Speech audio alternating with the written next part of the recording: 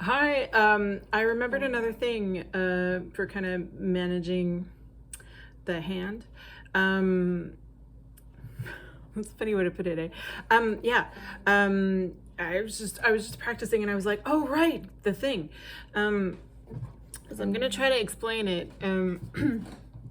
So the short version is like setting down sort of like, well, basically like not holding it up, like putting something to hold it up and really only putting like the tips of my fingers down on the fingerboard. But like in a way where like, because like since I'm doing this, it would be tempting to kind of be like a hook with the fingers like this and to, you know, in a sense be pulling it down, or like to be using the viola to sort of like hold my hand up, but not that. It's really just like finding sort of exactly how much I have to push my arm up and let sort of gravity pull my fingers down so that they kind of like go down on the fingerboard, you know, without kind of like changing the equilibrium of like what, you know, what weight goes where and what point of contact goes where. Sorry, even as I started, like I pressed start on the video and I was like, I don't know how coherent this is going to be. It's my little students, I tend to just kind of like show them and be like, okay, put your, in French it's volute. I'm sorry, I don't remember what this is called in English. You know, set this down here, now do this, and then kind of correct them as they go. But it like trying to explain it without actually like having someone in front of me is. Anyway, so here's what I used to do. I used to like set the, like this part here like this. I say used to, it's just I used to do this much more in university and I don't practice this way so much anymore. And really it's like, it's because the idea is that it's barely set down on there. So that if I do kind of press too hard or kind of like push or pull one way or another, it's gonna fall right off.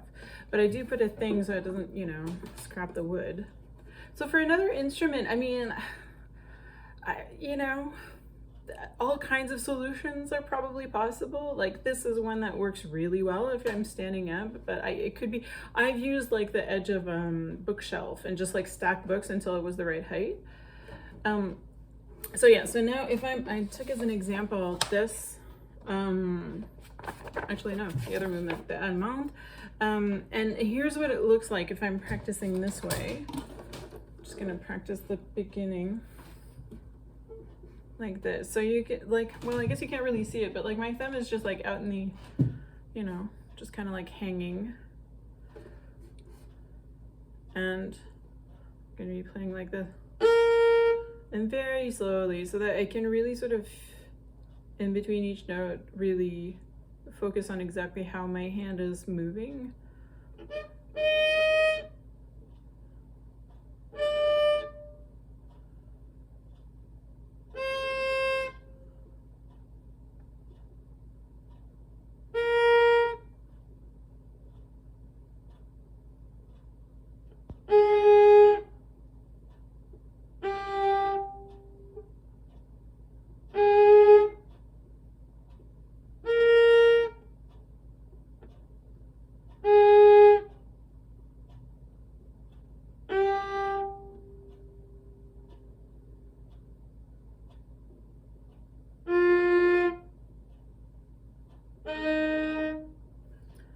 Okay, I'm assuming that didn't look like much.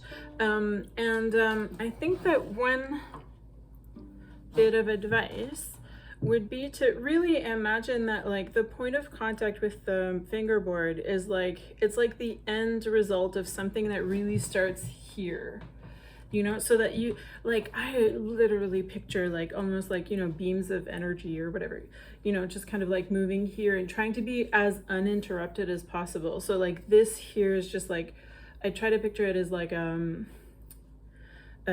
curve that goes only one way. So there's never like anything like, say, doing this where like the curve would kind of do this. Like you don't want that. You really want it to like always be bending one way. So that way it's sort of like, it's, I don't know how to explain really. That way in the long run, what I found is that it allows for way more agility, really, because it's like the movements are at least partly supported by the bigger muscles here and here, and they're not only the tiny muscles here. So like all of this is being used, and not just like, because it would be possible to just kind of be doing this and for this to kind of not be supporting the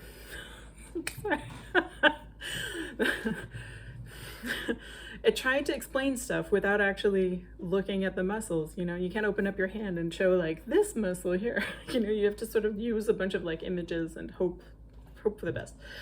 So yeah, what really the advice is, you know, imagine that the movement is starting from here, and that it's like you're channeling it all towards the end of your fingers, so that the rest of your body isn't kind of like doing all kinds of movements at the same time. It's almost like you're using the energy and just kind of pushing it all towards here.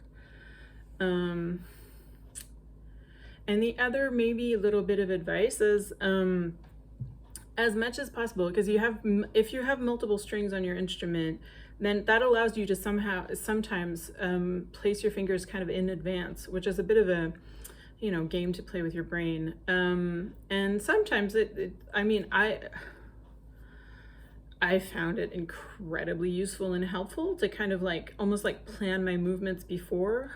But you know, not knowing how possible that is with other instruments, your mileage may vary. But yeah, it's a really good tool to use to like plan your movements in advance, and then notice once you've placed your finger, like, wait, is this making the rest of my hand all sort of like stuck together, or is it possible to place that, you know, without creating extra tension?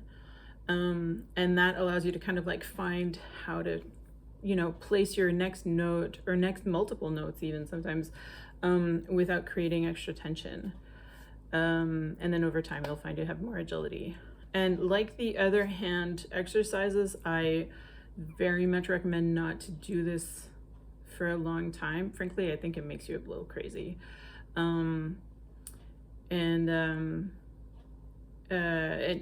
yeah, like just like pick out like a, you know, a handful of notes and practice it this way, and then just like go back to practicing like, you know, quote unquote normal. I hope that's helpful. Okay. Thank you. Okay. If you know, questions or comments or suggestions, don't hesitate. Thanks.